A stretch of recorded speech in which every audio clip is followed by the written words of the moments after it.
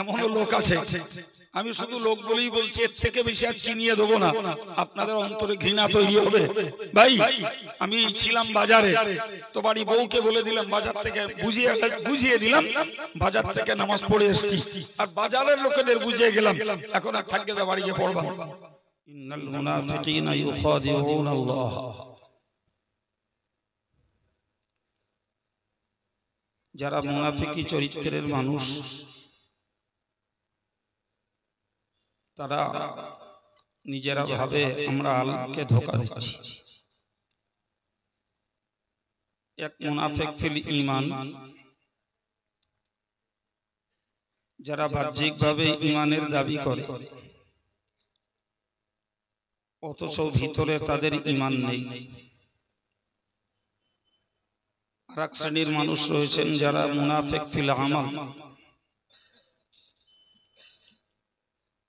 তারা একদিকে নিজেদেরকে মুসলমান হিসাবে দাবি করে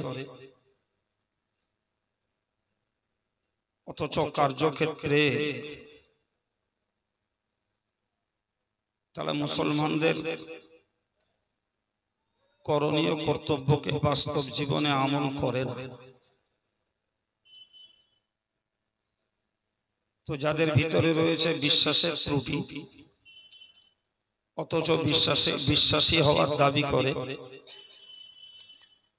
এদেরকে বলা হয় মুনাফিক ফিল ঈমান। যাদের ভিতরে রয়েছে আমলের ত্রুটি অথচ নিজেকে আমলওয়ালা সাজাতে চায়, এদেরকে বলা হয় মুনাফিক ফিল আমাল। সম্মানিত ভাইরা, রাসূলুল্লাহর জামানাতে ঈমানের ক্ষেত্রে মুনাফিকি করার লোক যথেষ্ট পরিমাণে ছিল,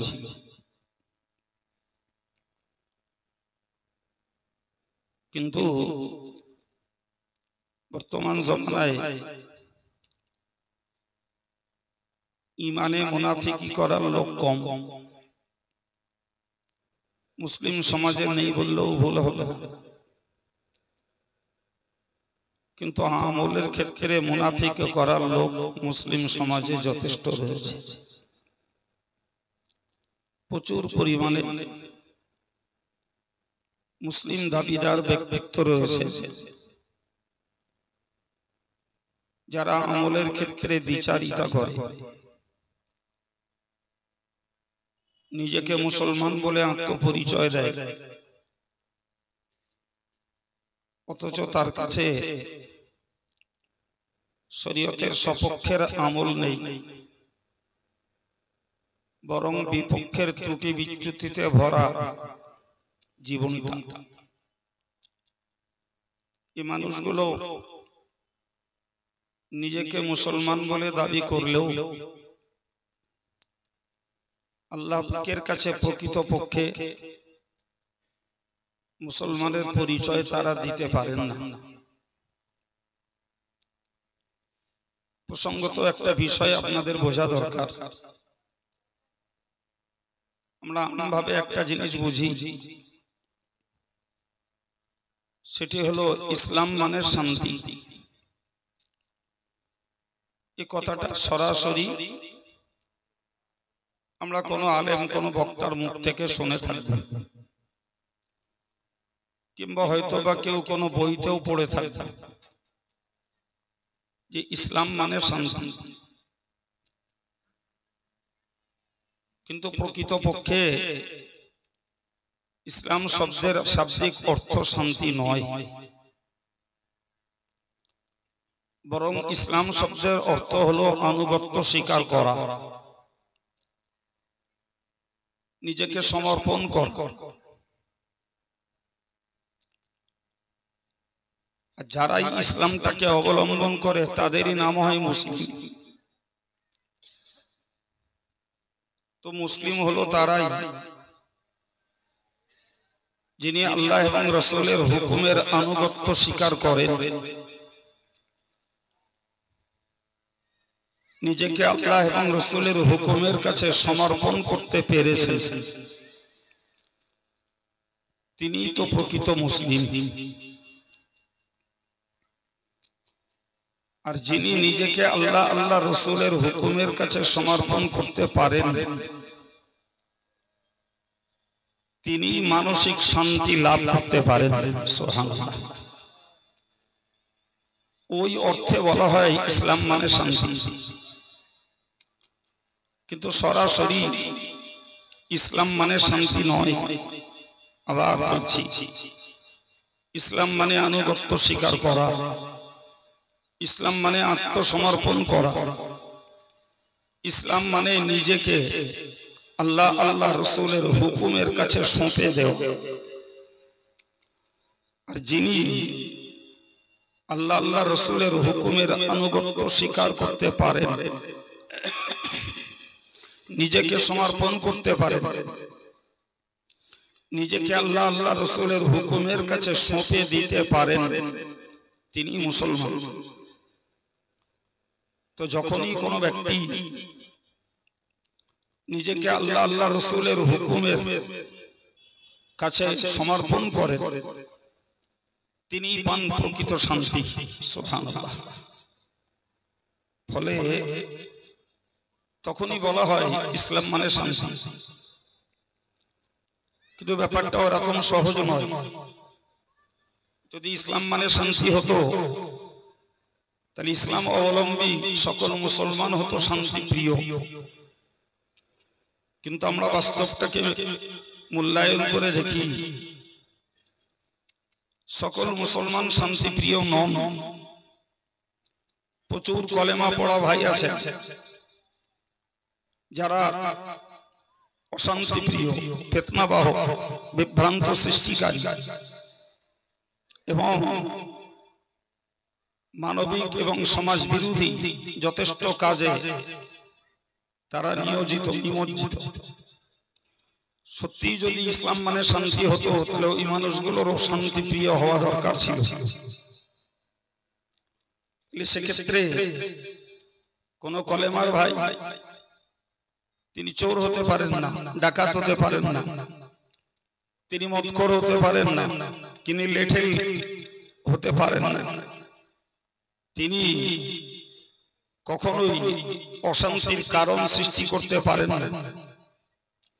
সুতরাং আমরা যখন বাস্তবে দেখছি এক শ্রেণীর মুসলিম দাবিদার ব্যক্তিদের দ্বারা এই কাজগুলো ঘটছে, তাহলে বুঝতে হবে শুধুমাত্র ইসলাম মানে শান্তি আর মুসলমান মানে শান্তি প্রিয় নয়, বরং তার ভিতরে লুকিয়ে আছে আল্লাহ আল্লাহ রসুলের পক্ষে আমলগুলোকে নিজের জীবনে বাস্তবায়ন করা এবং আল্লাহ আল্লাহ রসুলের বিপরীত পথকে পরিত্যাগ করা, তবেই তিনি হতে পারেন শান্তিপ্রিয়। আমরা বাস্তবে দেখি একজন দিনদার, ধর্মপরায়ণ, নামাজি, মুসল্লি, আল্লাহওয়ালা, জিকির ফিকিরের মানুষ,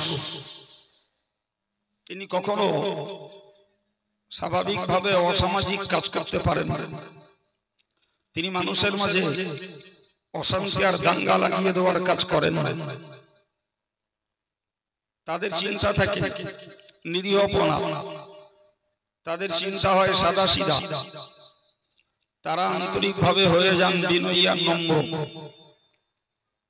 কারণ তার ভিতরে ঈমানের নূর আছে, তার ভিতরে কোরআনের হেদায়েত রয়েছে, তার ভিতরে রয়েছে হাদিস শরীফের বাস্তব জীবন। সুতরাং ওই মানুষটার পক্ষে সন্ত্রাসী হওয়া, ওই মানুষটার পক্ষে অশান্তির দাবানল জ্বালিয়ে দেওয়া, এটা কখনোই সম্ভব নয়। আমরা ইতিহাসকে চর্চা করলে দেখি হযরত নবী আদমের বেটা হাবিল ছিলেন একজন শান্তিপ্রিয়, আল্লাহর প্রতি বিশ্বাসী, অনুগত একজন বান্দা। পক্ষান্তরে কাবিল ছিল অশান্তি পাকানোর এক নায়ক। ভাই, আমরা ইতিহাসকে চর্চা করে দেখতে পাই, খুব ভালো করে বুঝুন। মুসা নবীর জামানায় মুসা নবী ছিলেন শান্তি প্রতিষ্ঠার পক্ষে, পক্ষান্তরে ফিরআউন ছিল সন্ত্রাসী। সুতরাং ফেরাউন সন্ত্রাসের আগুন জ্বালিয়েছে, সেই সন্ত্রাসের আগুনকে নিভানোর জন্যই মহান আল্লাহ নবী মুসাকে পাঠিয়েছিলেন। সুবহানাল্লাহ। তাই নবী ঈসার জামানায় ইহুদিরা অশান্তির আগুন জ্বালিয়েছে, নবী ঈসা আলাইহিস সালাম শান্তি প্রতিষ্ঠা করতে আল্লাহর পক্ষের খেদমত করে গেছেন। ভাই আমরা দেখি আবু লাহাব আবু জাহল মক্কা নগরীতে অশান্তি পাকিয়েছে, আমার নবীকে আল্লাহ পাঠিয়েছেন শান্তি প্রতিষ্ঠার জন্য। অনেক ত্যাগ স্বীকারের পর আমার আল্লাহর ইচ্ছাটাই বাস্তবে প্রমাণিত হয়েছে। আবু লাহাব আবু জাহলদের সন্ত্রাসকে আল্লাহ দাফন করে দিয়ে প্রিয় নবী সাল্লাল্লাহু আলাইহি ওয়াসাল্লাম প্রচারিত শান্তির পথেই মক্কা মদিনার মানুষদেরকে আহ্বান করেছেন। সুবহানাল্লাহ। সুতরাং আমি বোঝাতে চাইছি আল্লাহ ওয়ালারা কখনো সন্ত্রাসী হয় না, আল্লাহ ওয়ালারা কখনো অশান্তি পাকায় না, আল্লাহ ওয়ালারা কখনো চড়া চড়া কথা বলে মানুষকে আঘাত দিতে চায় না, আল্লাহ ওয়ালারা কখনো লেঠেলা চোর ডাকাত হয় না। যদি সন্ত্রাস সৃষ্টি করে, অশান্তির আগুন যদি জ্বালায়, সেটা বাস্তব পৃথিবীতে যাদের নেই আল্লাহর প্রতি বিশ্বাস, আবার বিশ্বাস আছে তো যাদের নেই আল্লাহ আল্লাহ রসুলের কাছে আনুগত্য স্বীকারের আমল, তাদের দ্বারাতেই মানব জীবনে বিভ্রান্তি আর অশান্তির আগুন জ্বলতে থাকে। সম্মানিত ভাইরা আমার, ওই মানুষগুলোই কোরআনের পরিভাষায় তারাই হলো মুনাফিক, যারা মুখে ইসলামের দাবিদার, কার্যত ইসলামের তাদের গুণ চিহ্ন তাদের কাছে খুঁজে পাওয়া যায় না। এদের কাছে আল্লাহ ছাড় পায় না। এই শ্রেণীর মানুষদের কাছে নবীও সমালোচনার ঊর্ধ্বে যায় না। এই শ্রেণীর মানুষদের কাছে এদের 20 বাক্যের কাছে হাক্কানি আলেমরাও ছাড় পায় না। বরং এরা আল্লাহকে, নবীকে, নবীর প্রিয় সাহাবীকে, বিশ্বের বড় বড় দিকপাল, ইসলামের ইমাম মুস্তাহিদ, ইসলামী গবেষকদেরকে, যুগের হাক্কানি আলেমদেরকেও তারা বিশুদ্ধার করতে এবং তাদের নামে অপমানকর সমালোচনা করতে কোনোটাই তাদের দিলে ভয় লাগে না। কারণ আসলেই তো তারা আল্লাহর কাছে আত্মসমর্পণ করিনি, আসলে তারা রসুলের কাছে আত্মসমর্পণ করিনি।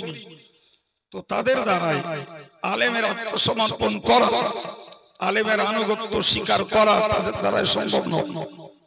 আজকের দেশ জুড়ে, বিশ্ব জুড়ে এই মুনাফিক মার্কা মুসলমানদের সংখ্যাই বেশি।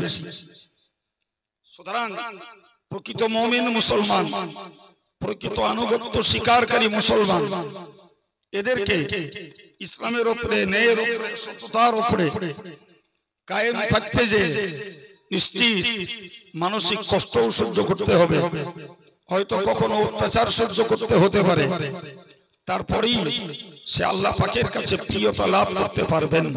সুবহানাল্লাহ। সম্মানিত ভাইরা, তো কোরআনের কথা শুরু করেছিল, ইন্নাল মুনাফিকিনা ইউখাদিউনাল্লাহ। মুনাফিক যারা, এরা আল্লাহর সঙ্গে প্রতারণা করে, আল্লাহর সঙ্গে ধোঁকাবাজি করে। তাহলে সে যদি হয় ঈমানে মুনাফিক, সেও ধোঁকাবাজি করে, যে আমলে মুনাফিক সেও আল্লাহর সঙ্গে ধোঁকাবাজি করে। তো মাশাআল্লাহ, আমি আগেই বলেছি, বর্তমান দেশ ও সমাজে ঈমানের ব্যাপারে মুনাফিকি করার লোক নেই বললেও চলে।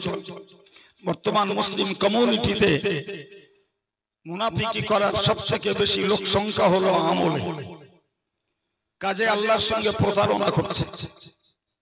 প্রিয় ভাইরা, কোরআনের এই ভাষায় যদি আমরা মূল্যায়ন করি তাহলে বুঝবো, যারা আল্লাহর সঙ্গে ধোঁকাবাজি করতে পারে তাদের পক্ষে রসুলের সঙ্গে ধোঁকাবাজি করাটা কোন কষ্টের নয়।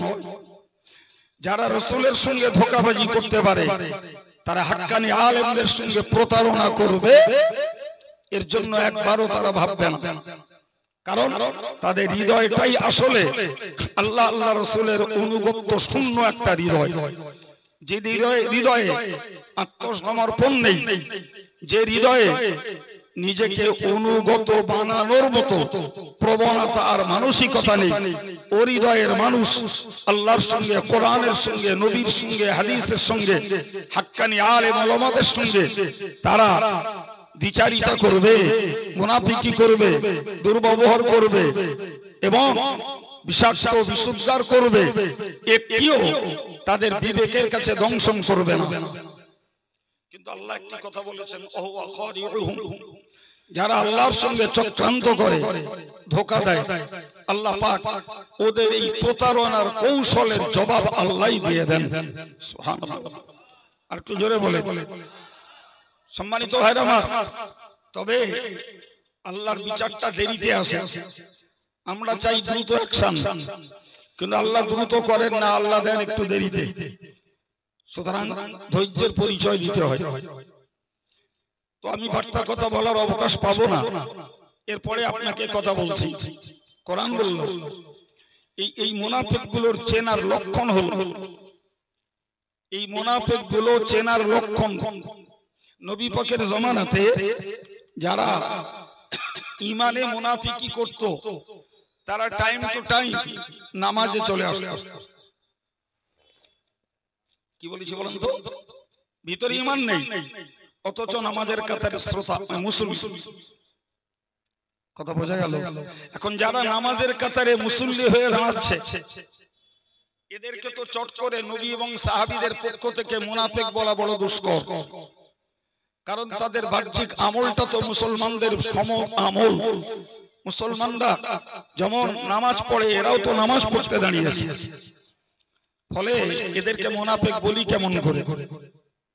প্রিয় ভাইরা আমার, আজকে দুটো দু চরিত্রের মুসলমান, একজন হকপন্থী আর একজন বাতিলপন্থী।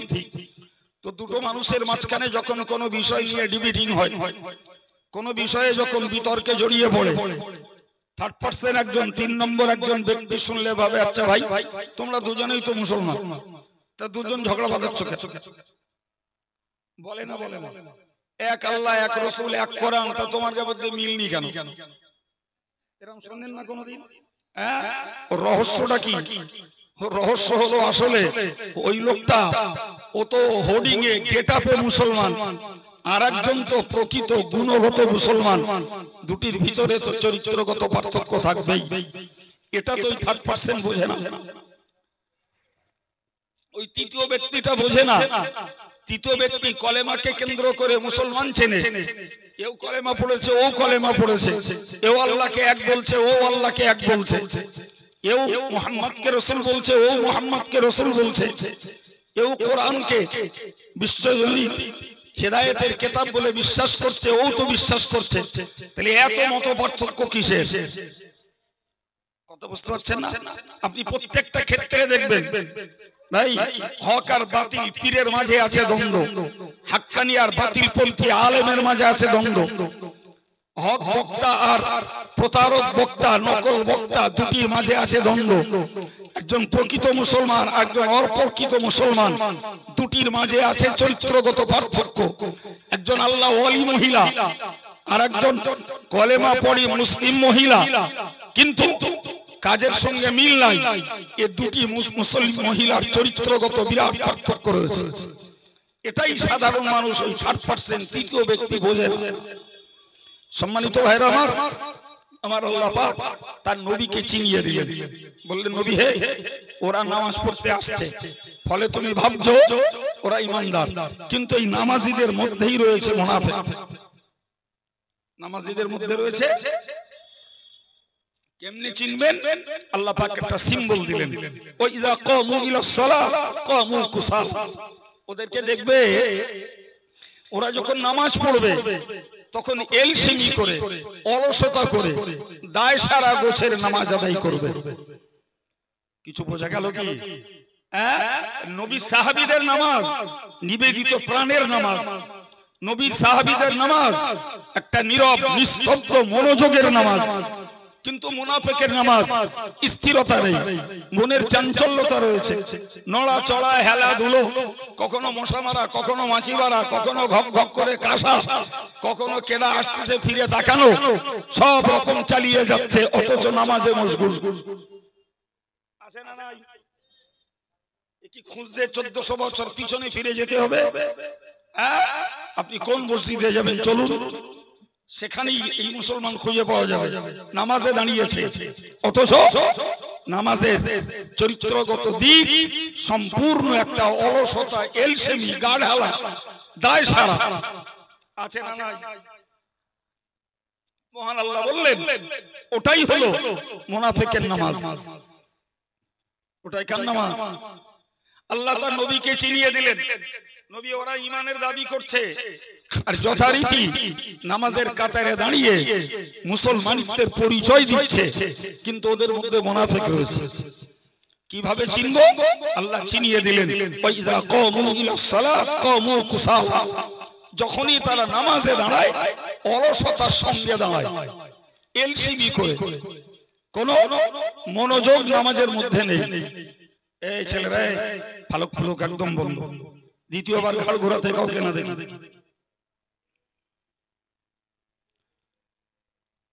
সম্মানিত ভাইরা আমার, 2 নম্বর আল্লাহ পাক ওদের আরেকটা গুণ দেখালেন, সেটা কি? ইউরাউনান নাস। ওরা ওদের ইবাদত, ওদের নামাজ, এগুলো লোকেদেরকে দেখায়। কাদের দেখায়? একটা পরিবেশে পড়লাম, আল্লাহু আকবার, পরিবেশ থেকে যখন একাকী হয়ে গেছি, কোন নামাজ কোথাতে চলে যাচ্ছে তার খবর নেই। কথা বলেন আছে না নাই? আল্লাহ নবীকে বুঝিয়ে দিলেন, নবী হে, ওরা এখন সাহাবায়ে কেরামদের পরিবেশে বলে ওরা নিজেদেরকে নামাজি বানিয়েছে, নামাজে দাঁড়িয়ে গেছে। আসলে ওরা লোকেদেরকে দেখাতে চাচ্ছে, দেখো আমরা মুমিন, আমরা মুসলমান, আমরা নামাজি। কিন্তু তুমি একটু লক্ষ্য করবে, ওরা যখন নিঃসঙ্গ হবে তখন ওরা নামাজের প্রতি কোনো দায়বদ্ধতা, কোনো মহব্বত, কোনো ভ্রুক্ষেপ কিচ্ছু নেই। ভাইরা আমার, আমরা আজকের একটা দ্বীনি পরিবেশে, একটা হিফজুল কোরআন মাদ্রাসার আঙ্গিনায় এসেছি। তো এখানে আমরা সবাই একটা ধর্মীয় মানসিকতা নিয়ে বসেছি। অতএব এখানে যদি এক ওয়াক্ত নামাজ হয় তো মাশাআল্লাহ দেখা যাবে যারা নিত্য নামাজি হয়তো নন, আজকে পরিবেশের সঙ্গে পড়ে তারাও 5টা ভাই নামাজ পড়বে। কিন্তু ওই মানুষগুলোকে যখন দেখা যাবে এ মজলিস ছেড়ে দিয়ে নিজের সংসার জীবনে, নিজের রোজগারের জীবনে, নিজের রাজনৈতিক জীবনে যখন চলে গেছে, তখন নামাজ কোথা দিয়ে চলে যাচ্ছে তার আর কোনো ভ্রুক্ষেপ নেই।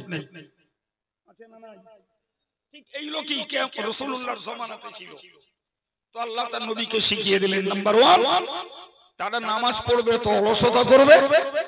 নাম্বার 2 তারা লোক দেখানো নামাজ পড়বে, কিন্তু প্রকৃত আল্লাহর ভয়ের নামাজ তারা পড়বে না। ভাই, যারা আল্লাহর ভয়ের নামাজ পড়ে সারাদিন হাড় ভাঙা খাটনির পরেও রাত 10টার সময় বাড়ি যে উজু করে এসে নামাজটা পড়ে, তবে এক গাল খানা খেয়ে বিশ্রাম করে। সুবহানাল্লাহ। কিন্তু যে দায় সারে, ভাই এমন লোক আছে, আমি শুধু লোক বলেই বলছি, এর থেকে বেশি আর চিনিয়ে দেবো না, আপনাদের অন্তরে ঘৃণা তৈরি হবে। ভাই, আমি ছিলাম বাজারে, তো বাড়ি বউকে বলে দিলাম, বাজার থেকে বুঝিয়ে দিলাম, বাজার থেকে নামাজ পড়ে এসেছি, আর বাজারের লোকেদের বুঝিয়ে গেলাম, এখন আর থাকবে না, বাড়ি গিয়ে পড়বা। কথা বুঝতে পারছেন না? এ কার সঙ্গে মুনাফিকি করছে? দেখেন না, যে ছেলে পেলেগুলো দুষ্টুমি করে, পড়তে চায় না, পড়তে চায় না, তো আব্বা ছাড়ে না, মা ছাড়ে না, ও মা লেখাপড়া জানে না, পরে ও বইটা খুলেছে, বইটা খুলে ওই রকম কবুতরের মতন বক বক বক বক করে পড়ে যাচ্ছে। বুঝতে পারছেন না? ওদিকে ওর সাথীরা, ওর ক্লাস ফ্রেন্ড, ওর বন্ধুরা ডাকছে, আয় খেলা করবি, আর মা কি বলছে, এখন পড়তে, খেলতে হবে না, পড়। তো মা তো কিচ্ছু জানে না, ও পড়ছে, বই খুলে পড়ছে, তোরা যা, আমি যাচ্ছি, একটু পরে আমি যাচ্ছি, আমি এখন আমার ডাকিস না, মা বকতেছে, তোরা যা, তারা আমি যাচ্ছি, এক দলে কোমরা, ওই দলে আমি যোগ দেবানো, আমি তোদের সঙ্গে একটু পরেই যাচ্ছি। ওর মা মনে করলো ছেলে আমার পড়িয়ে হুড়িয়ে দিচ্ছে, বুঝতে পারছ না? ছেলে আমার পড়িয়ে ঘুরিয়ে দিচ্ছে, খানিকক্ষণ তুফান বেগে পড়ে দিল, বললো মা বেটাই তো মার পারমিশন পেয়ে গেল, একদম বইটাই গুটিয়ে দিয়ে চলে গেল।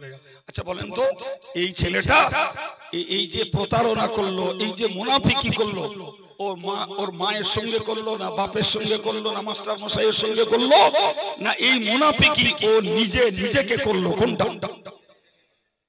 এই বুদ্ধি যাদের আসেনি তাদের পক্ষে খাঁটি মুসলমান হওয়া বড় কঠিন। ও একবারও বুঝিনি যে আমি ফাঁকি আমার আব্বাকে দিইনি, আমার মাকে ফাঁকি দিইনি, আমার মাস্টার মশাইকে ফাঁকি দিইনি, আমি তো ফাঁকি দিচ্ছি নিজের জ্ঞানকে ফাঁকি দিচ্ছি, আমি নিজের জ্ঞানকে ফাঁকি দিচ্ছি।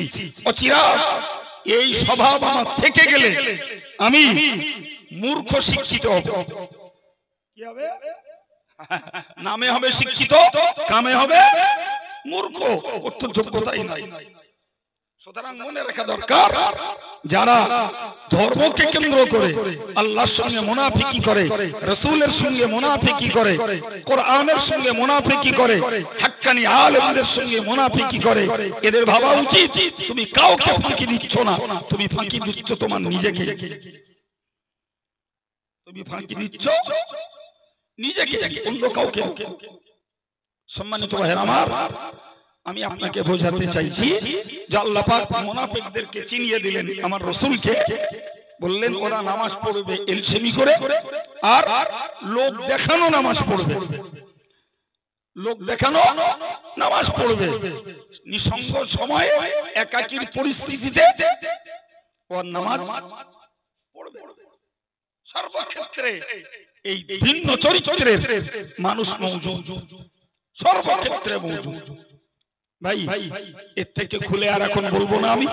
আমি আপনাকে যেটা বোঝাতে চাইছি, আমার আল্লাহ মুনাফিকদের 3 নম্বরের গুণ বললেন। 3 নম্বরে চেনাবার জন্য 3 নম্বর গুণটুকু আল্লাহ বুঝিয়ে দিলেন। ওয়ালা ইয়াযকুরুনাল্লাহ ইল্লা কালিলা। বলল গো রাসূল, ওই মুনাফিকদের 3য় নম্বরের গুণ হলো ওরা অল্প ব্যতীত আল্লাহর জিকির করে না। ওরা আল্লাহর জিকির করে একদম নাম কা অবস্থা, এর বেশি আর করে। কি বুঝলেন? তাহলে ওরা আল্লাহর জিকির করে অত্যন্ত অল্প স্বল্প। এটাই হচ্ছে মুনাফিক চেনার আরেকটা কায়দা, আরেকটা গুণ।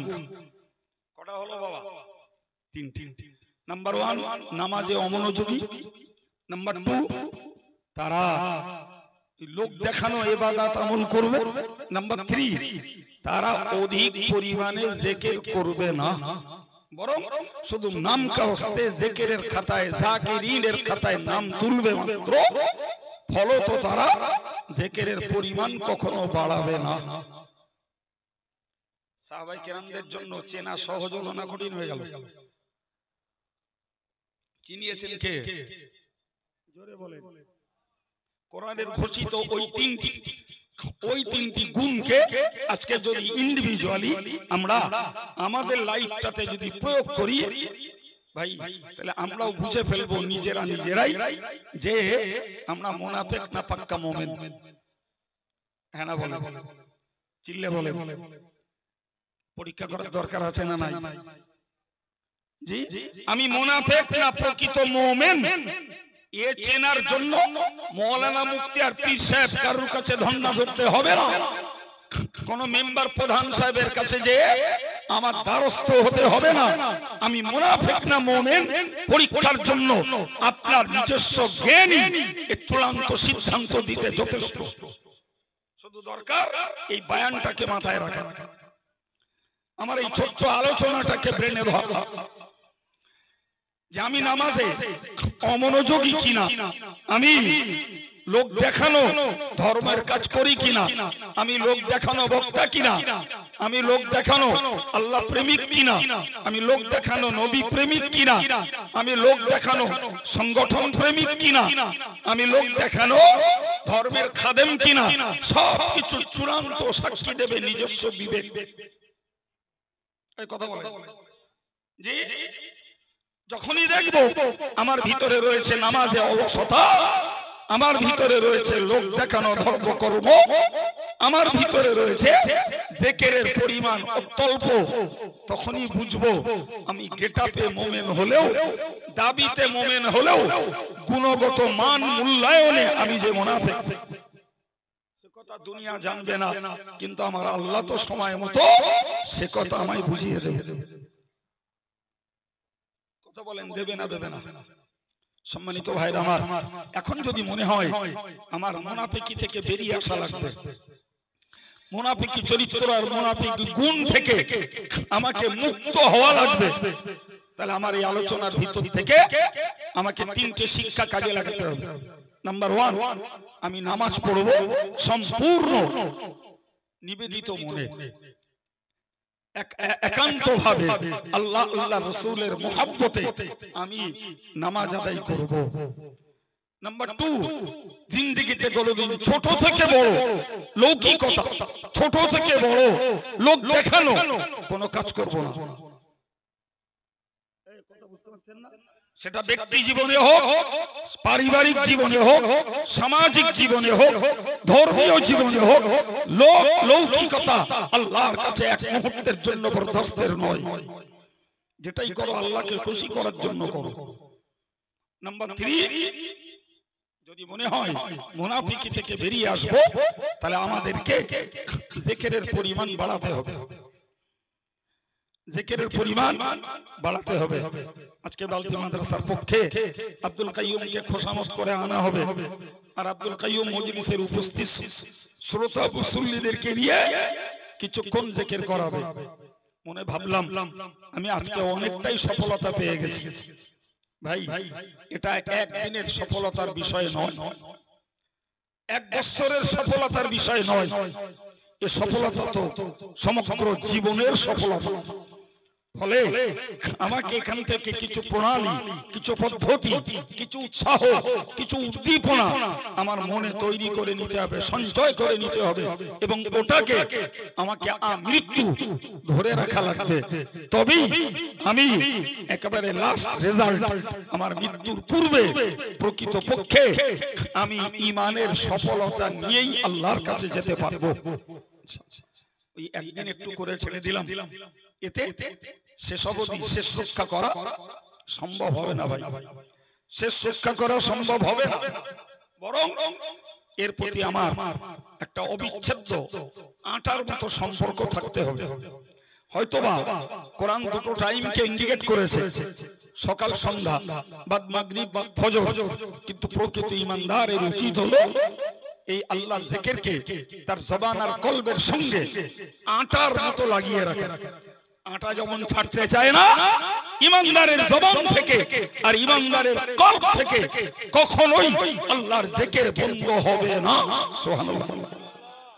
কেবলমাত্র আমি যখন এমন জায়গায়, এমন কাজে, এমন কথায় থাকবো, যখন আমার জবানে আল্লাহর কথাকে চালু রাখা সম্ভব নয়, কিন্তু আমার কলবে আল্লাহর জিকির থাকবে, ফলে আমার কথা, আমার কাজ, আমার আচার ব্যবহার, আমার লেনদেন প্রত্যেকটা হবে আল্লাহকে হাজির নাজির জেনেই। আল্লাহ দেখছেন, আল্লাহ শুনছেন, এই আত্মবিশ্বাস নিয়ে তবেই তো আমরা দুনিয়ার কারোর পাহারাদারি লাগবে না, বিনা পাহারাদারিতেই হতে পারবো আল্লাহওয়ালা। ঠিক কিনা বলেন? আর যদি মানুষের পাহারাদারির ভয় করি ভাই, গেটআপটা লাগিয়ে প্রচুর পরিমাণে অন্যায়, অশ্লীল, অসামাজিক কাজ, পাপাচারণ করা যাবে। যাবে না? যাবে না? একদম একদম। আবার বলছি, আমাদেরকে নামাজের প্রতি মনোযোগী হতে হবে, লোক দেখানো কাজ করা ছাড়তে হবে, জিকিরের পরিমাণ বাড়াতে হবে। তাহলে মুনাফিকি থেকে বেরিয়ে এসে মুমিনের গুণে গুণান্বিত হওয়া যাবে, আশা করা যায়। আল্লাহ আমাদের সকলকে বুঝ দেন, সবাই বলেন আমিন। সম্মানিত ভাইরা আমার, একটু জিকির করব, সূরা ফাতিহা, ইখলাস, দরুদ শরীফ একটু পড়েন।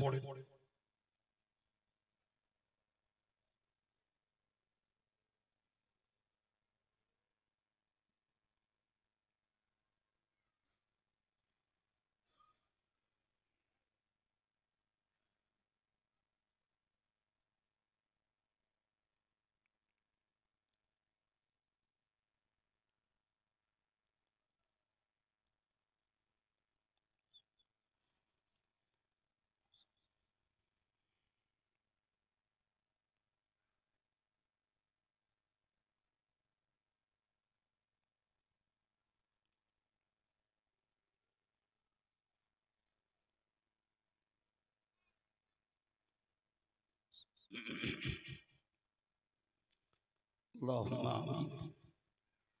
استغفر الله ربي من كل ذنب وأتوب إليه. الحمد لله رب العالمين، والصلاة والسلام على سيد الأنبياء والمرسلين وعلى آله وأصحابه أجمعين. মেহেরবান আল্লাহ, আমরা আমাদের গুনার দায় তোমার কাছে স্বীকার হচ্ছে। আল্লাহ, তুমি আমাদের জীবনের জানিত অজানিত ছোট বড় সকল গুনাহকে মাফ করে দাও। আল্লাহ, আমাদের দোয়ার সঙ্গে আমাদের পরিবারের যারা শরীক নেই তাদেরকেও ক্ষমা করে দাও। আল্লাহ, ঈমান নিয়ে যারা পরলোকগত হয়েছেন তাদেরকেও ক্ষমা করে দাও। আল্লাহ, এই মুহূর্তে আমরা তোমার অনুগত বান্দা সেজে আল্লাহ তোমার ইসমে আযমের জিকির, তাওহীদের কালিমার জিকিরের নিয়তে বসেছি। আল্লাহ, তৎপূর্বে তোমার রহমত পাওয়ার আশায় সূরা ফাতিহা, ইখলাস, দুরূদ শরীফ আমরা যত কিঞ্চিত পড়তে পেরেছি, আমাদের প্রত্যেকের জবানের ভুলকে মাফ করে দাও। ইয়া আল্লাহ, সন্তুষ্ট হয়ে যাও। তুমি খুশি হলে আমাদের শ্রম, আল্লাহ আমাদের সময় ব্যয়, আমাদের অর্থ খরচ সবকিছু সার্থক হবে। আল্লাহ, তুমি যদি খুশি না হও সব ব্যর্থ হয়ে যাবে। আল্লাহ, তুমি সন্তুষ্ট হয়ে যাও। বিনিময়ে যে সওয়াব তুমি নসিব করো, সর্বাগ্রে আমাদের প্রাণ প্রিয় রাসূলের পাক রূহে এর সওয়াব তুমি বখশিশ করে দাও। হুজুরের আওলাদ, আজওয়াজ মুতাহহারাত, সাহাবায়ে কেরাম, তাবেঈন, তাবা তাবেঈন, পীরানে তরিকত, বুজুর্গানে দ্বীন, হুজুরদের রূহে সওয়াব পৌঁছে দাও। तमाम दुनियार जिन इंसान ईमान निये जारा परलोकगत सकलेर रूहे सवाब पहुंचे। चार मजहबेर इमाम, चार तरिकार औलिया कामिल हुजूरदेर रूहे सवाब पहुंचे। खास करे फुरफुरा शरीफेर दादा हुजूर किबला तार अल औलाद तार खलीफा हुजूरदेर रूहे सवाब पहुंचे। बशीरत अल्लामा हुजूर दरगाह परिशल हमीदी साहेब, सरसिना पीर साहेब, कालियानी सुफी साहेब, हाफिज साहेब हुजूर अल्लाह আমার আব্বাজি ইনাদের সকলের রূহে সওয়াব বখশিশ করে দাও। আল্লাহ, আমরা যারা হাত উঠিয়েছি, পিতৃ মাতৃ শ্বশুর শাশুড়ি বংশের যারা কবরে চলে গেছেন, আল্লাহ আল্লাহ যারা আমাদের প্রতি দোয়ার মুখাপেক্ষী, আমরা সবাই মিলে আল্লাহ আমিন আমিন করছি। আল্লাহ, আমাদের আপন মুর্দাগুলোকে ঈমানের ওসিলায় গুনাহগুলোকে মাফ করে দাও। এর সওয়াব তাদের রূহে তুমি পৌঁছে দাও। রূহগুলোকে তুমি ইল্লিনে জায়গা দাও। আল্লাহ, তঙ্গে গোরকে তুমি কোষাদা করে দাও। ইয়া আল্লাহ মেহেরবান, আমাদের জিকিরের জামাতকে তুমি কবুল করো। আল্লাহ, আমাদের কলবের ময়লাকে সাফ করে দাও। আমাদের নফসকে তুমি দমন করে দাও। আল্লাহ, আমাদের রূহকে তুমি তাজা করে দাও। আল্লাহ, আমাদের জন্য সেই শিশুকালের নির্মল হৃদয় তুমি আমাদেরকে আবার ফিরিয়ে দাও। আল্লাহ আল্লাহ মেহেরবান, মেহেরবানি করে আল্লাহ হৃদয়ে তোমার ভয়, তোমার মারিফাত, তোমার হাবিবের মোহাব্বত তুমি কায়েম করে দাও। আল্লাহ আল্লাহ, আমাদের হৃদয়টাকে হিংসা মুক্ত, অহংকার মুক্ত, লোভ মুক্ত, জেদ মুক্ত, আল্লাহ পরশ্রী কাতরতা মুক্ত হৃদয় তুমি আমাদের নসিব করো। আল্লাহ সাল্লাল্লাহু তাআলা আলা নবিয়িল কারীম ওয়া আলা আলিহি ওয়া আসহাবিহি আজমাইন ওয়ারহামনা মাআহুম বিরহমাতিকা ইয়া আরহামার রাহিমিন ওয়া বিহাক্কি লা ইলাহা ইল্লাল্লাহ মুহাম্মাদুর রাসূলুল্লাহ।